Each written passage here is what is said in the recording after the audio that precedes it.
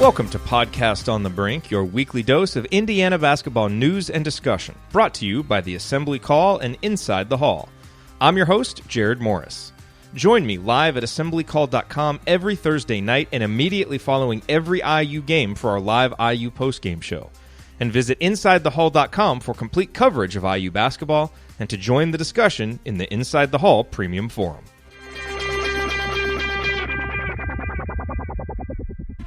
Indiana basketball mini-series tickets are now available online at iuhoosiers.com. Both 5-game and 3-game packages are now available, featuring games against Louisiana Tech, South Dakota State, Arkansas, Northwestern, and Ohio State. Come check out your Indiana Hoosiers for these games over break inside beautiful Simon Skjodt Assembly Hall. You can visit iuhoosiers.com for more information. Go IU!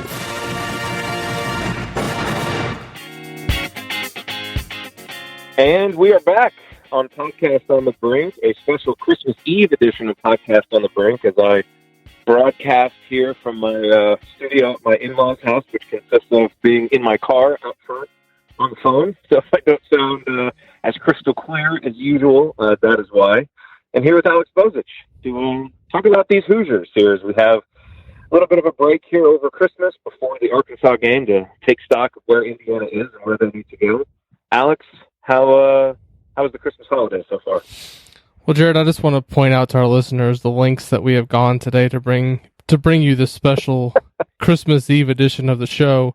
You're sitting in a car out front of your in-laws' house. I wanted to record this a little actually earlier in the day. I was telling you before I hit record, but my kids are obviously here at the house. They're excited. It's Christmas Eve, and I didn't really want to attempt to try to fend them off. So I had to wait for their mother to get home from work and then kind of get down here in the bunker, as I like to call it, the basement, lock the door from the inside, and hit record. So here we are.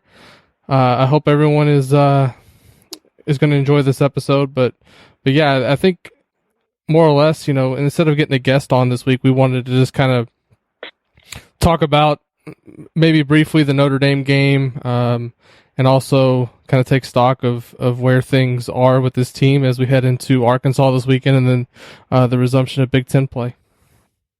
By the way, before we get to that, can we talk about the Christmas present that all Indiana fans will have to open tomorrow around noon, which is the Christmas Day game between the Raptors and Celtics, which will, of course, feature OG for Toronto and Romeo, who, for people who haven't been paying attention, has been getting some play lately for the Celtics the last few games and actually doing pretty well. So hopefully he gets some time tomorrow. But I was just going through that with my brother-in-law and realized those two teams are playing in the first Christmas Day game tomorrow, which I'm looking forward to watching.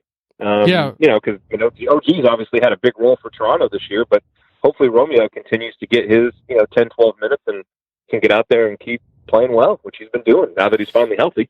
Yeah, I think a lot of that's going to have to do with whether or not Gordon Hayward comes back. I think he's kind of questionable tomorrow to come back at this point. But if, the longer, Marcus Smart's been out, and then if Hayward continues to sit out, that bodes well for Romeo. But there's a couple of guys in that rotation.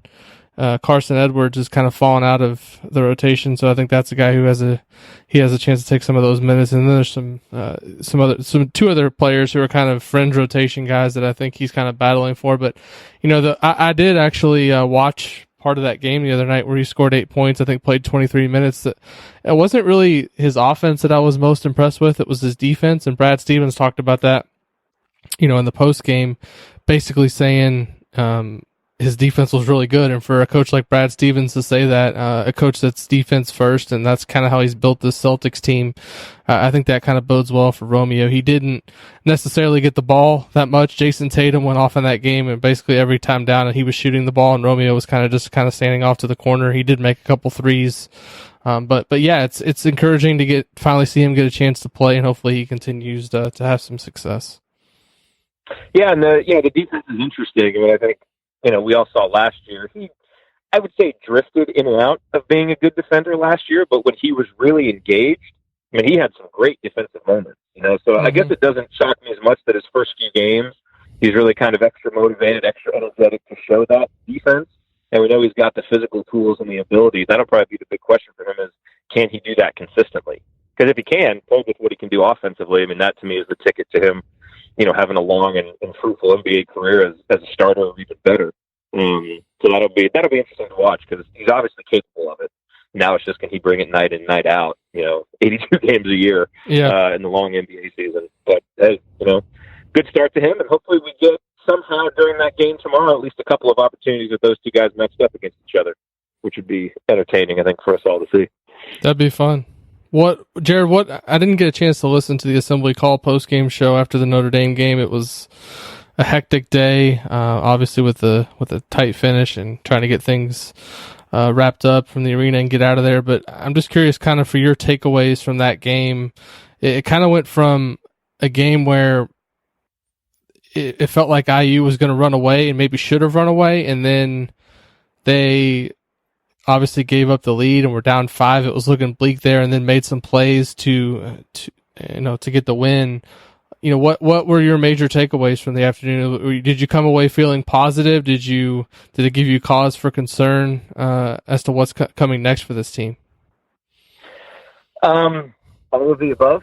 It kind of reinforced what I thought this team was going in, and so number one, more than anything, getting the win was important, and they played well enough to win. That's Ryan and I had a little discussion about that before we went live. Because, right in the the fog of the moment right after the game, he was like, man, we didn't deserve to win that game.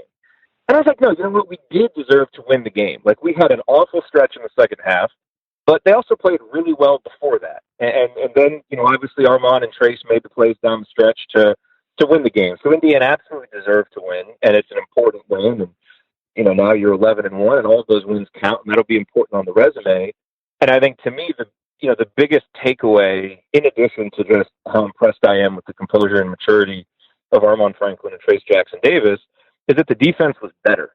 And, the issues that we have faced with the perimeter defense, you get Rob Finney back in the lineup, you have Devon Tate, you have all 4 of your guards out there, and it looked better. And so I think there was something to build on defensively.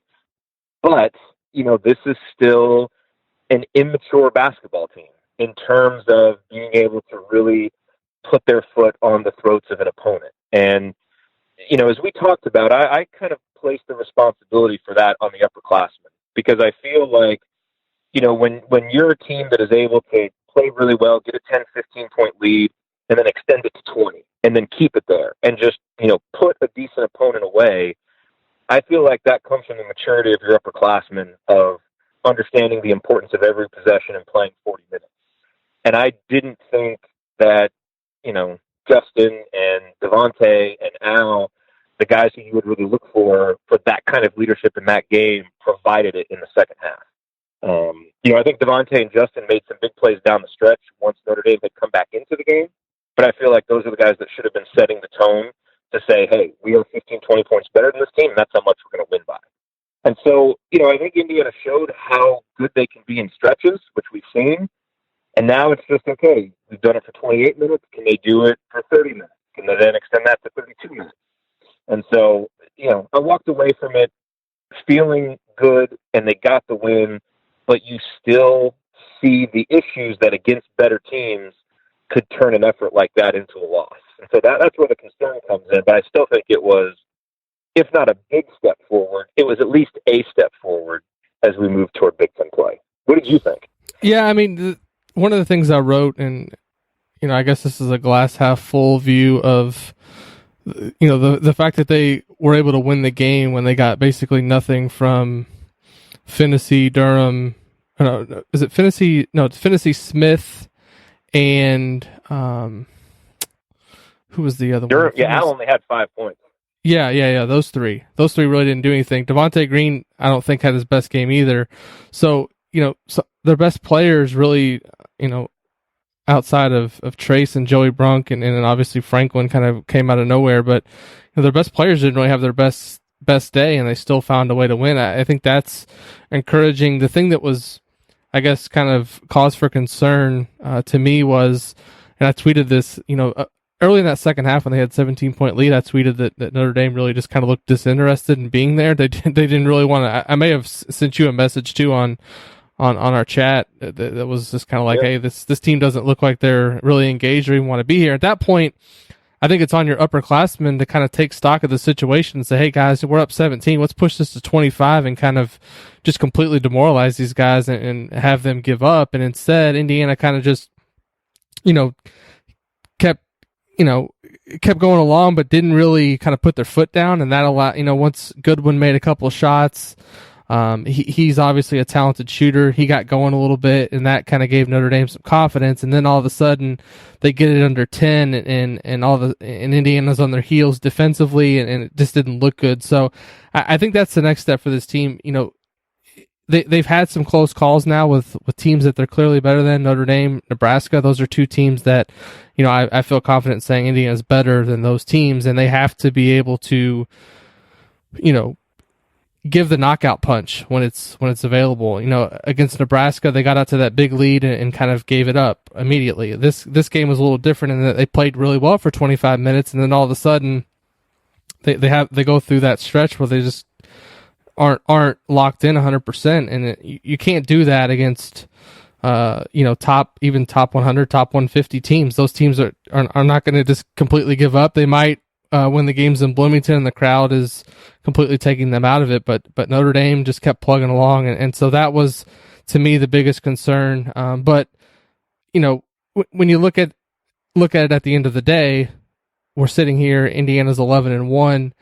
I didn't think that they were going to win all 4 of the marquee non-conference games they had. They still have one to go, obviously, with Arkansas, but the fact that they're 3-0 in those games so far, I think has to be looked at as a very encouraging sign. And they've got one more coming up here against Arkansas at home. I think it's going to be a tough game, but outside of the Wisconsin loss, there's not a blemish on the resume so far. They've had maybe some games that have been closer than they should have been, but ultimately, as Archie Miller said, I think after the Nebraska game, they don't ask you when they're looking at the resume how you got the win. They just look and see that it's a win, and that's all that matters at this point. No, it's true. Now, if you're looking at it from an advanced analytics standpoint, those guys do, based on the numbers, kind of look at how you got the win. And I think, what's interesting to me about, as you reflect on the Notre Dame game and what Indiana has done so far in the non-conference, it's pretty easy to look at it glass half full or glass half empty, depending on just the perspective that you want to take. I mean, the glass half full view is easy. I mean, Indiana's 11-1, as you said, 3-0 in the marquee non-conference games. Outside of the one, really bad performance against Wisconsin, you've been able to win the rest of them. You've seen the freshmen like Trayce Jackson-Davis really emerge. Other guys, Justin Smith, didn't have the most efficient offensive game against Notre Dame, and I thought, his defense, lapsed there in the second half. But otherwise, he's been really a pretty consistent performer for Indiana. So you go down the line, there are a lot of positives, and yet, if you wanted to,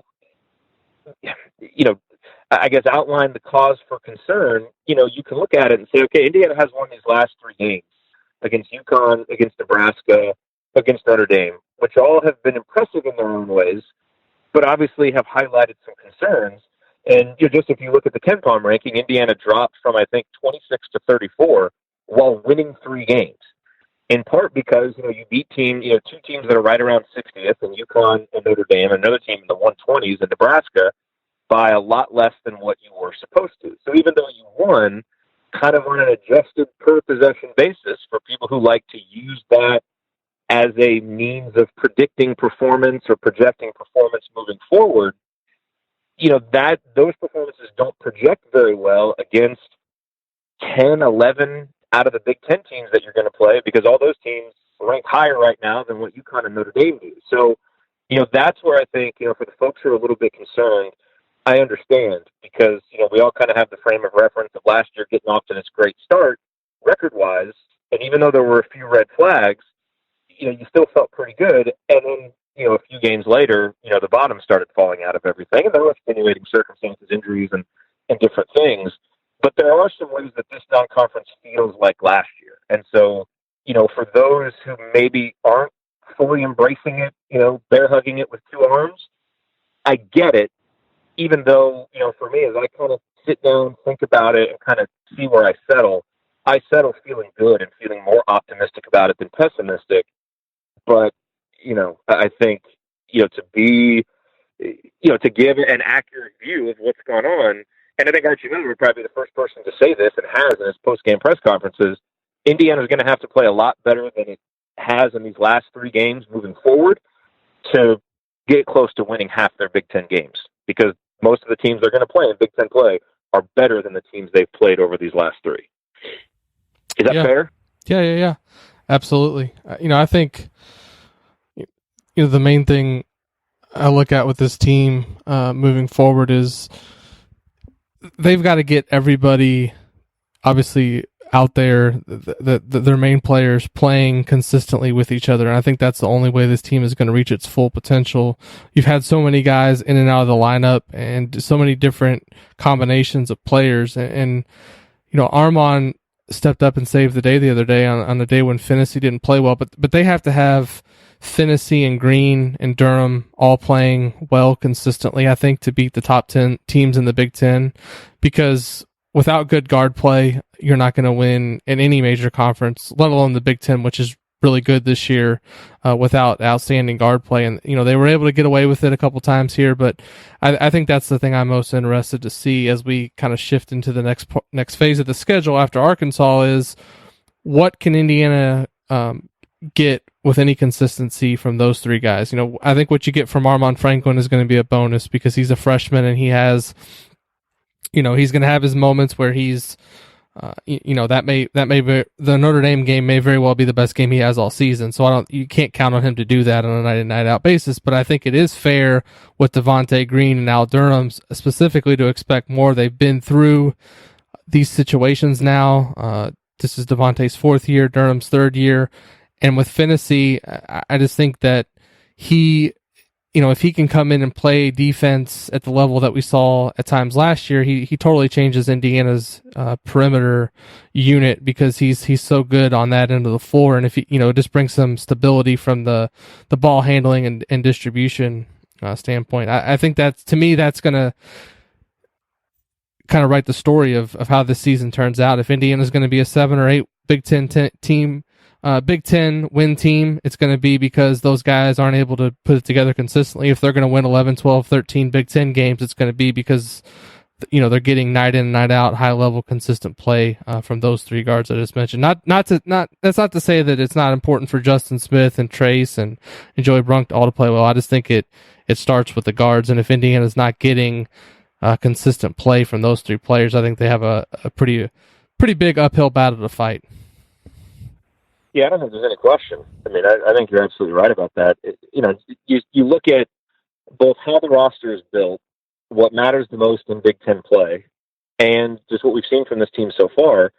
You can pretty much count on getting at least 3 guys from the front court stepping up. I mean, certainly 2. I mean, Trayce has been pretty consistent. Justin, for the most part, has been consistent. Joey Brunk certainly lately has been playing better and has had a stretch in every game where he's been outstanding. The first half against Notre Dame, I mean, it was easy to forget about that with what happened in the second half, but Joey Brunk got this team off to a great start in the first half. Really took the challenge against Mooney, and I thought just dominated it on the glass, just being patient in the post. And then, typically one of Demezy or Jerome or Race has stepped up and given you something. So, you're getting pretty consistent production from those guys in the front court. And where this team's been inconsistent is in the backcourt. Obviously just in terms of availability, just having guys healthy. And then in terms of the production, which led me to this. I want to ask you this because I put this question in our community because I spent a lot of time thinking about it. It kind of came to me when I was in the shower after the Notre Dame game. I was thinking about it for a while. Devon Tate had an interesting game against Notre Dame. He wasn't great, but he wasn't, bad Devon Tate either. He had 11 points. He made some really important shots, especially late in the shot clock down the stretch, that kind of kept Indiana afloat when the offense wasn't doing anything. He had a couple of assists. He didn't turn the ball over, although, to be fair, a couple of his little floaters in the lane might as well have been turnovers because they went the other way for transition buckets. But overall, he had 11 points. He had 2 assists. He had no turnovers, had a block and a steal, was just pretty solid. If you could bank that stat line for the rest of the year, just put it in every game for the rest of the year, no better, no worse, would you take that? Or do you think you need to, just knowing what Devon Tate is, you kind of need to live with some fluctuations because you need some of the outbursts like what he did against Florida State for this team? What would you do? It took me a while to settle on how I answered this question. I think I would take it. I'm looking at the line here. He didn't shoot it well, particularly from the 3-point line, but his offensive rating was one of his better numbers of the season. He played 30 minutes, scored 11, had 2 assists, no turnovers, a block, a steal. I mean, that, to me, he didn't get to the line, but I think you take that because I think what you can expect from Finney and Durham and Smith on a game-in, game-out basis is going to be better than what we saw against Notre Dame. So, yeah, I would absolutely take that. What did you say? You know, on the one hand, I want to take it just from the simple fact of, okay, that means he's going to be in the lineup every game, and that's important. But if independent of that question, I actually decided that I wouldn't take it. And the way that I justified that to myself is, you know, you were able to win with that line against Notre Dame because Armaan had 17 points kind of out of nowhere. And, you know, I feel like in some of Indiana's bigger games against better teams, you're going to need Devon Tate to score 18, 20, 22 points because he's the kind of guy that can score points in isolation, that can score points at the end of a shot clock. Now, you're going to get some games, as we know, where he's going to score 4, 5, 6 points. You know, and I think when those games come against maybe the lower teams that Indiana faces, because you were able to get by with that against UConn and against Nebraska and still win. But I feel like when you play some of those better teams, I mean, think about what Devon Tate did in the Michigan State game last year. Like, I think you need that ceiling that he provides. So I guess looking at it from the standpoint of Indiana's better games, I actually would hold out and live with the fluctuations because I feel like some of those fluctuations are going to come in the games that Indiana really needs them, and that you can smooth them out when the down games come, against maybe the lesser teams. But, again, I went back and forth on it, so I can kind of see the arguments either way, but I ended up siding on living with the fluctuations as, that's fair. Given all the damage that they do to our collective hearts as Indiana fans. Yeah, I know we don't have a ton of time here this afternoon, Jerod, but I do want to talk a little bit about this game coming up on Sunday with Arkansas because... Ooh, okay, can I interrupt you for just a second? Yeah. Because you know what we should talk about before that? What's that? Home field apparel. Okay. We got to talk about our friends at Home Field Apparel. Now, I know you've probably done all of your Christmas shopping. I've done all of my Christmas shopping. I certainly hope, since it is Christmas Eve. But, there are birthdays coming up. There's so many other reasons to get people IU gear. Maybe you have, a child that you need to get them ready for the winter. Maybe you don't have a hoodie and you need to get ready for the winter as the temperature drops. At homefieldapparel.com, they are going to have everybody covered. Their apparel is incredibly comfortable. The T-shirts and the sweatshirts, they're soft from the moment that you unpack them. They're even soft after you wash them 4 or 5 times. And they're unique. We've talked about all of the unique logos that they have on there. I'm partial to the Bison logo. I have that in both the T-shirt and the sweatshirt. They released a new shirt every week this year during football season. And look, if you're one of the folks that was around in the late 90s and you have some strange emotional attachment to the oval logo, they've got that up there too. It's only up there for a limited time. I actually saw them put a tweet that they just printed out like 1,000 of them that they're bringing to Jacksonville for the bowl game, I guess. But you can still order that. But go to homefieldapparel.com and whatever IU gear you need, whether it's for yourself, a belated gift, whatever, you can get it. And when you use the promo code BRINK, BRINK, you'll get 20% off your first order. So go to homefieldapparel.com, check out their huge, expansive IU collection. And they've got the shirts commemorating the watch shot, too. 2 of those as well. So certainly if you haven't been there in a couple of weeks, there's always new stuff. Go check it out, homefieldapparel.com. Use that promo code BRINK, BRINK. Okay, just wanted to make sure that we got that in there. Yeah, I'm guessing that you had the oval shirt at the top of your Christmas list. Is that right? That would be the lump of coal that I would give folks based on my own. That's just me. That's just me. I don't like the shirt. I understand other people do, so I'm not trying to impose my sensibilities on others. But no, that is not the shirt for me. Demand must be high for Connor if he's printing 1,000 of those and taking them down to Jacksonville. Though, good for him. Hey, look, here's the one thing that I do understand is Antoine Randall is one of the best players in school history, and a lot of people associate that logo with him, so I get it.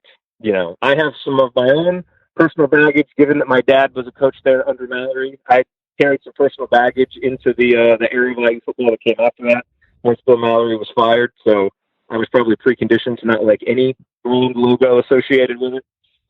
So, you know, yeah. I get it. That's my own personal bias. It's okay. I don't like the logo. Other people seem to. So if you like it, then you can go buy it there at homefieldapparel.com.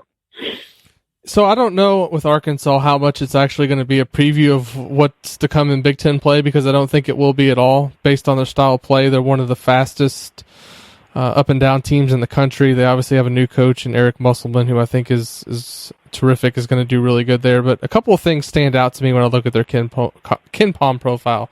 They're 10-1, but they haven't beaten a team in the top 100 of the KenPom rankings. Their schedule is kind of weird in that they haven't played any of those cream puff teams that we've seen Indiana play. You know, I think 3 or 4 at the beginning of the season. The worst team they've played is Texas Southern, which is 255 in KenPom. Everyone other than that is ranked in the top 200.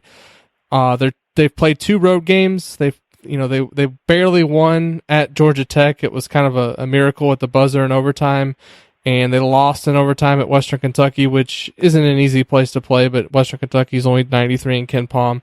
But looking at their style, I mean, they're an excellent defensive team right now. They're 10th in the country in Pomeroy's adjusted defensive efficiency. They only play 7 guys regularly, and they basically play 4 guards. Isaiah Joe is kind of serving as their 4-man right now, and he's one of their guards, really. He's 6'5".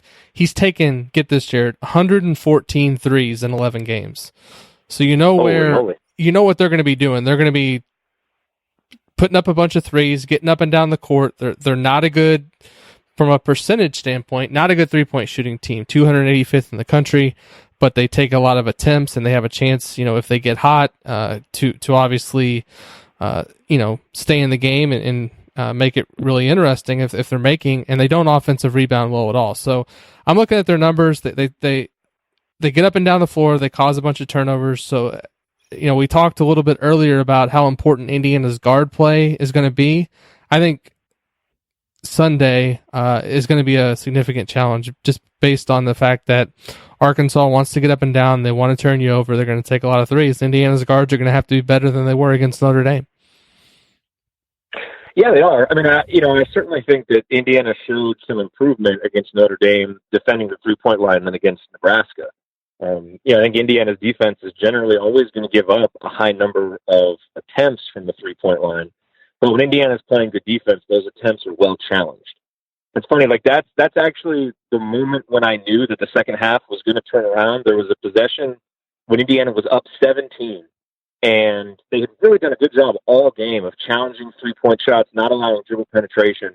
And there was a possession where, they let a dribbler get by them. They allowed an offensive rebound, a couple of uncontested threes. And I was like, geez, okay, all the stuff that we've been doing better in this game totally went away. And that might be a harbinger of bad things to come in the second half. Of course, it was, which is disappointing. But if Indiana can bring the defense that they had, up until that point, in the Notre Dame game against Arkansas, that'll be really important. And, look, the guards are obviously going to be a huge part of it, because if Arkansas is just constantly getting into the teeth of the defense and being able to drive and kick, you're really putting the defense in a difficult position. But, so it's also going to be guys like Justin Smith and Demezy Anderson when he's in there, and some of the bigger guys who have struggled at times both containing dribblers and getting out to shooters on the perimeter. Those guys are really going to have to play well too, because, Arkansas, so many of their guys can shoot. So, yeah, I mean, I think that'll be huge. And, what are the types of teams that have given Indiana a lot of trouble at home and been able to spring upsets or make games closer than they should be? Teams that are high-volume three-point shooting teams when they get hot. And so Indiana's going to have to, some of those adjustments and some of the improvements that they put on display in the first 20 30 minutes of the Notre Dame game, those have to continue into the Arkansas game. And I think if they do, then Indiana should be good, because, look, Arkansas has to guard Indiana on the other end. And, so Arkansas with that lineup, how are they going to contain Trayce Jackson-Davis and Joey Brink? but Indiana just has to make sure that they're not going off from three, and, making that trade-off not one that is in Indiana's favor. So, but it's going to be a good game. It's going to be a good test. Arkansas has some good players. Like you said, it's an interesting style of play. But, this program has to be at the point now where when you're facing, I know what Arkansas is ranked in KenPom. I think last time I checked, they were 30th. 37 That's now. the game that you should. Oh, they're 37 now? Yeah, they had a close call against Valpo in Little Rock over the weekend. It was only a 4-point game. They were actually down in the second half. They had to come back and win. So I think finally the numbers are kind of, like I said, they haven't beaten. Their best win is Georgia Tech. So they've beaten a lot of teams ranked in the hundreds. So yeah, we'll see. The number one thing I kind of look at besides defending the 3-point line is Indiana has to do a better job of taking care of the ball. They can't be casual with their passes. If the ball goes inside and Arkansas double teams, whoever catches the ball, whether it be Joey Brunk, whether it be Justin Smith, Trayce Jackson Davis, they have to get the ball out, get it reversed. And that's what Indiana's at their best, offensively is when the ball is moving and different guys are getting open shots. This is a team that if you turn the ball over against them, they're going to take it down the other end and score and kind of set up and be ready to kind of get another steal. So it's an interesting matchup, but the reason I say it, I don't really think it's a sign of things to come in Big Ten play, because not very many, if any, Big Ten teams are going to play this kind of helter-skelter game or have kind of the lack of size that Arkansas has. So I think it's a game where Indiana's going to have to dominate the paint, get on the offensive glass, and avoid, an outburst from the perimeter where Arkansas starts making a bunch of threes. The thing that would kind of make me nervous from an IU perspective, you just look at some of the percentages. I think some of these guys are better shooters than they've shown. They've got one guy who's 18 of 55, 39 of 114. Some of these percentages are just not very good. 10 of 53, another guy. So they're going to take a ton of threes, and you just hope that they're well contested and kind of late shot clock situations where they're not getting the shot up quickly. And I think that would give Indiana a pretty good chance for success. Yeah, we need to do our part to make sure those percentages continue, which is make sure that catches are challenged, make sure that shots are challenged, and don't allow them to be comfortable. And that to me is the big reason why some teams have come into Assembly Hall and made shots. Is Indiana allows them to be too comfortable, and when they don't, we see the 3-point defense be outstanding. You think back to the Purdue home game last year, where Indiana couldn't buy a bucket, but defensively they were outstanding all night against a great 3-point shooting team. And that needs to be the formula for this team, especially at home. And teams should know when they come in, you're not going to get a clean look. You're not going to be comfortable defensively. And I feel like that's what Archie wants to build, and this team just doesn't have the consistency, maturity, and maybe to a certain point the personnel yet to do it. But, I think they've got to continue to show steps toward that. And I thought Notre Dame was a nice maybe half step in that direction, especially considering how they were against Nebraska. But I think that's, there's no excuse to lose this game at home. Indiana has to get back to protecting its home court. And this Arkansas team is one that, yes, they present some matchup problems, but Indiana has to make sure that the matchup problems they present are the ones that kind of stand the test of the 40 minutes and that Indiana ends up winning. So does Indiana have to win this game? I think we all would have taken 3-1 before the season in those marquee non-conference games. So it'd be easy to say, no, you're playing with a little bit of house money. You don't have to win for your tournament resume to be respectable enough. But yet I kind of feel like Indiana has to win this game, just because I think it's a tone setter for winning at home going into Big Ten play. And it really feels like the path for Indiana getting to, 9, 10, 11 conference wins is to win 7, 8 at least of your home games. So you got to be able to beat a team like Arkansas at home. And so for those reasons, no, I don't think style of play wise it's going to be very indicative, but I am interested to watch the mentality that Indiana brings to defending their home court. Because that's why fans get so frustrated about games like Nebraska. Because it's like, come on guys, we're at home. Let's make the opposition feel like they're in a place they don't want to be in. Don't let them be so comfortable. And so I think we all just kind of want to see that come back to the program, come back to this team. And so I'm really hoping that after a week off, fresh legs and all that stuff, that they can do that, because they're going to have to do it in Big Ten play. Yeah, and with the stretch they have coming up in January, mid-January to the beginning of February, I mean, getting to 12-1, they can guarantee themselves a 21 season just by going 9-11 in the Big Ten. Now, I don't advocate shooting for that as a record. I think you want to be better than 500 if you want to make the tournament comfortably and get a good seed. But in a year like this, where the Big Ten is as strong as it is, and the computer numbers that Indiana is probably going to be able to amass if it just gets some quality wins in Big Ten play, if they can get to 20 wins, I think they have to be feeling pretty comfortable about themselves as a potential NCAA tournament team, and losing a home game to a team like Arkansas, when you look at what they have coming up in terms of some of the teams they're going to play. I mean, they've got Maryland, Ohio State, Michigan State, Penn State, Ohio. All these teams are ranked higher than Arkansas is in KenPom. So Indiana's just got to come out, take care of business, and avoid a letdown, because there's going to be some opportunities, obviously, to get some really good home wins, but you want to protect home court and give yourself a really good chance to get to 20 wins and get back to the NCAA tournament. Yeah. Do you have any bold predictions for the Arkansas game? Like, bold predictions about an individual or anything that you want to toss out there? No,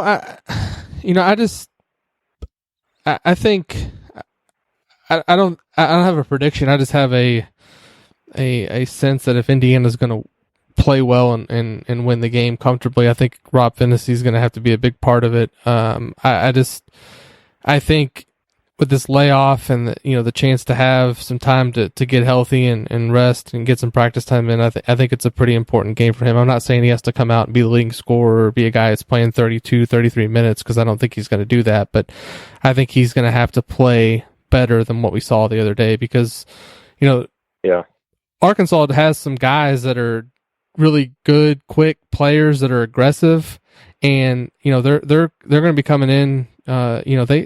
They know exactly that people are looking at their schedule and saying they haven't beaten anybody, and they're probably looking at this as an opportunity to get a signature non-conference win. So I think it all comes down to the guards, and to me, it's the one guy we haven't seen this year, play at his best as Rob Phinisee, and it would be really encouraging to see that happen here as we get close out the year and get ready for Big Ten play to resume. I agree, and hopefully with some downtime in terms of games, but some opportunity to practice and work on his conditioning and just kind of get back in the flow. Hopefully he's ready to do that, because he provided some huge minutes against UConn.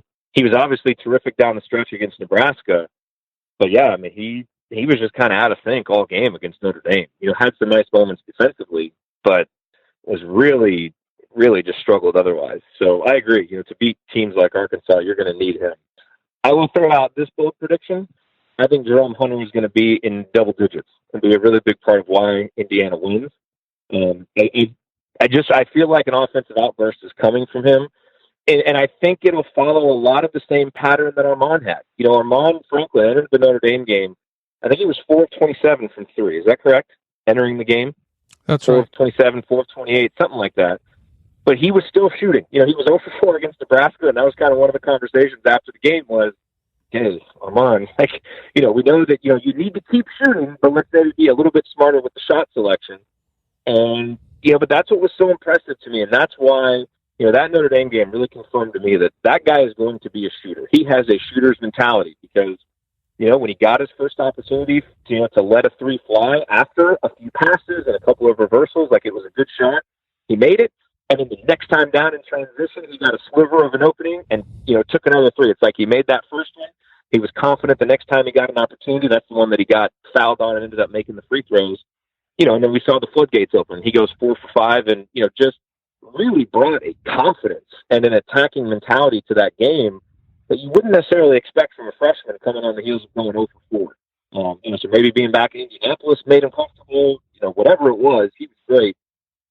And I see the seeds of that for Jerome, because he's a guy who, he's gotten some opportunities. The shots haven't fallen. They haven't been off by a ton, so it feels like he just needs to get one of those shots to fall and he can be such a versatile scorer for this team. Think back to what he did the first few times he got in the games earlier this year, against much worse competition than what he's going to play. But I feel like there's a game like what Armaan did against Notre Dame. I feel like there's a game like that coming for Jerome. And so I wonder if seeing Armaan do that, after kind of struggling, and Jerome got a couple opportunities against Notre Dame, took them, they just didn't fall in, but he still got that confidence. A game like that is coming up, and so I'm just going to say that it's going to happen against Arkansas and be an important part of the reason why Indiana wins, because that guy's a really talented offensive player. He's had a lot of games now to kind of get comfortable playing, and I think at some point we're going to see that offensive talent shine through. And he continues to be, really the two reasons that I continue to be so optimistic about this team are, Rob Phinisee getting back, getting healthy, being able to be consistently himself again, and then what Jerome Hunter can bring offensively to this team as he gets better and more comfortable. I really feel like that's where you can see this team get a lot better in January and February, which they're going to need to, because the schedule is going to be tough. So I'm hoping we kind of see Jerome start taking some real obvious, quantifiable steps in that direction against Arkansas. That's my bold prediction. We'll see if it I'll mark you down. Well, Jerod, I'm Merry, behind Jerome. Merry Christmas, Jerod. Happy holidays. We will be back at some point next week. I don't know not exactly sure what the schedule will be for next week. Things always kind of get hectic a little bit here during the holiday time of year with travel and different family obligations. But we will be back at some point next week. Thank you, everybody that's supported the show. It's crazy that this is episode number 306, I believe, or 7. One of the two. Wow. They're all starting to run together, but we appreciate the support, and we'll be back next week with another episode. Absolutely. Merry Christmas, everybody. Talk to you next week. Thank you for listening to this episode of Podcast on the Brink. We always appreciate you being here. Remember to join me and my co-hosts for more IU basketball talk at assemblycall.com, and visit Alex over at insidethehall.com for complete coverage of Indiana basketball. If you want to support Podcast on the Brink, here is the single best way to do it. Tell anyone you know who loves IU hoops about us and suggest that they subscribe.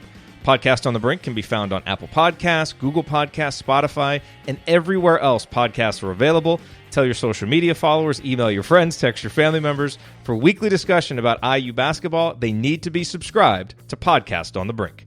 We'll talk to you next time. Go Hoosiers.